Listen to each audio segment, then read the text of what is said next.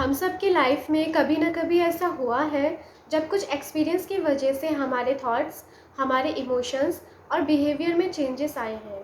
And these changes can be for a short period of time और उसके बाद हम नॉर्मल फंक्शनिंग में चले जाते हैं। बट कुछ लोगों के साथ ऐसा होता है कि ये सिम्टम्स काफ़ी लंबे टाइम तक चलता है और उनकी डे टू डे फंक्शनिंग को भी इम्पैक्ट करने लगता है। That can indicate a mental disorder.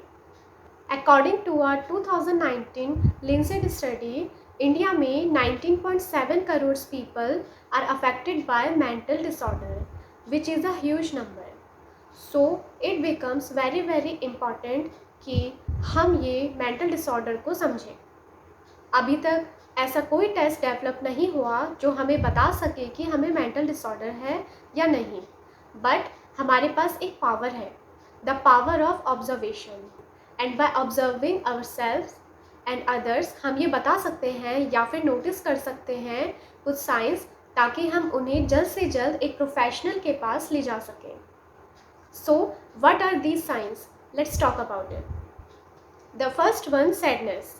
Feeling sad for a longer time से अराउंड 2 वीक्स, वो भी एक मेंटल डिसऑर्डर का इंडिकेशन हो सकता है।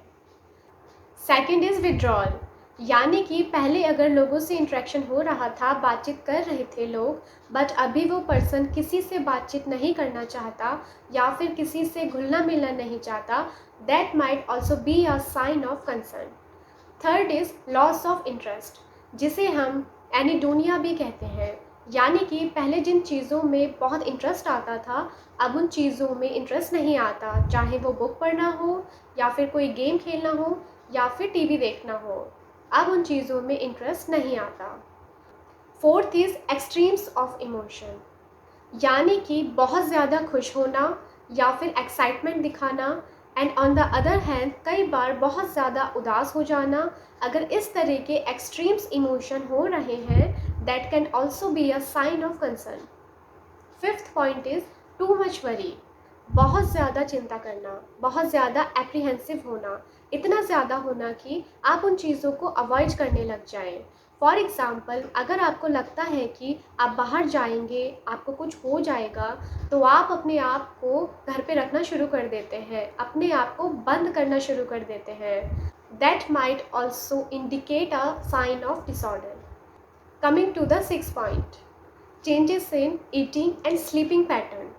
बहुत ज़्यादा सोना या बिल्कुल कम नींद आना, बहुत ज़्यादा खाना या बिल्कुल खाने की इच्छा ना होना, खाना पीना बंद कर देना, this might be also sign of concern.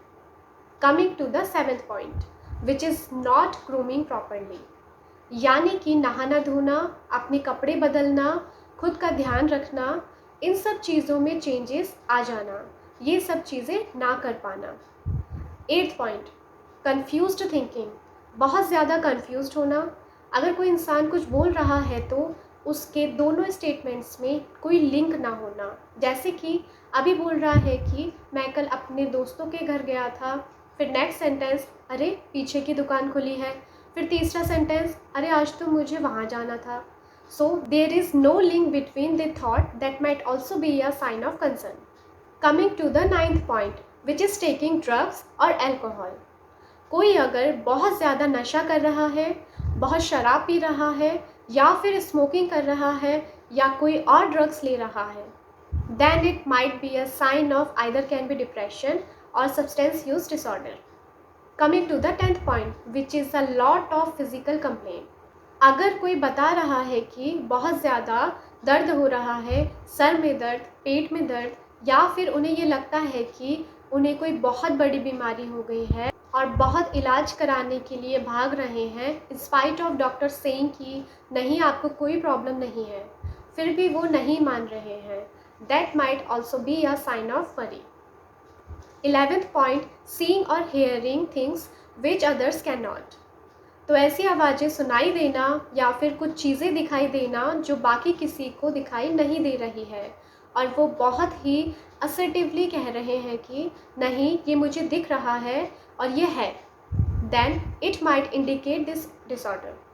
आपने ये मूवी तो देखी होगी, लगे रहो मुन्ना भाई, जिसमें संजय दत्त को महात्मा गांधी दिखते हैं हर जगह, बट वो किसी और को दिखाई नहीं देते हैं। So that is a hallucination. In our term it is called hallucination. Coming to the final point, which is talking about death and suicide.